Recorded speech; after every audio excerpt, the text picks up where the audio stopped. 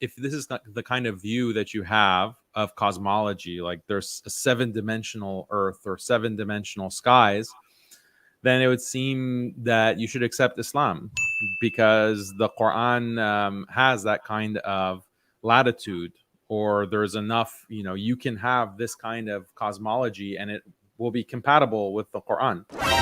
And just as far as metaphysics are concerned and cosmology are concerned, then I think Islam and what we find in the Quran, it's actually can accommodate a lot of these different perspectives.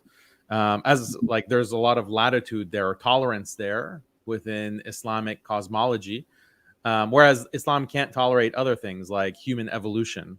There is going to be a conflict between Islam and what the scientific consensus is, because the scientific consensus is that humans have evolved from a common ancestor. But when it comes to like, okay, is the universe expanding? Is it like, what is the nature or the structure of the universe? That I think it can accommodate like some of these more out there, quote unquote, perspectives that are not necessarily in line with the scientific consensus of today. Yeah, but that's why I asked him, Daniel. I said, let's say for the sake of argument that this is the correct interpretation of the Quran, why are you not a Muslim then?